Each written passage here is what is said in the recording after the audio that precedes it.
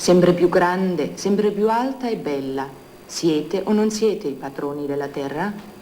Strappate tutti i segreti alla natura e non ci sarà più niente che vi farà paura e sarete voi a far cerare la terra con un filo come una trottola dall'alto di una stella.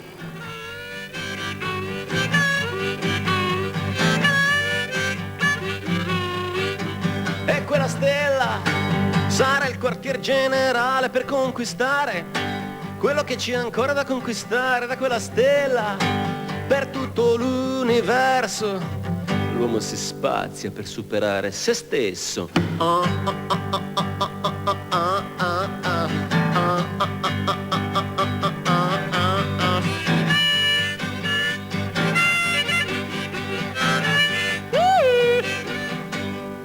Questa canzone si chiama La Torre di Babele. Dieses Lied heißt Der Turm von Babel. Ich habe den Text und die Musik gemacht. Mein Name ist Edoardo Bennato, man bezeichnet mich als Cantautore. Edoardo Bennato. Der rockende Protestsänger wurde durch seine Ironie und seinen Sarkasmus zum Idol der italienischen Jugend. Seine bösen Lieder über Macht und Ohnmacht, bestehend aus Elementen des Blues, der Tarantella und des Rock'n'Roll, ziehen in Italien regelmäßig Zehntausende junger Leute in die Fußballstadien und Sportpaläste. Es sind aufdringliche, immer fordernde Lieder, die von großer Empfindsamkeit gekennzeichnet sind. Für die zornige Stimme aus Neapels Hinterhöfen ist es am wichtigsten, dass die Zuhörer merken, dass sie sich manchmal genauso benehmen wie die Leute, die ich beschreibe.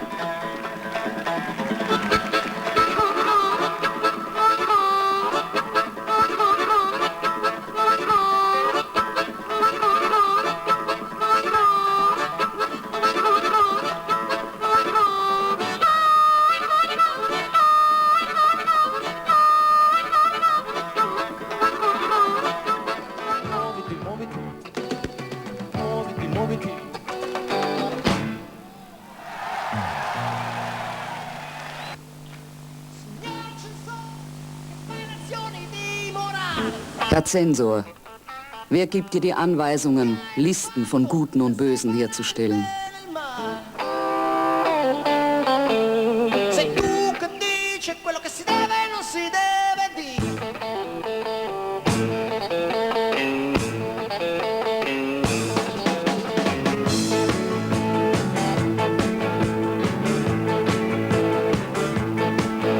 Signor censore, che fai lezioni di morale.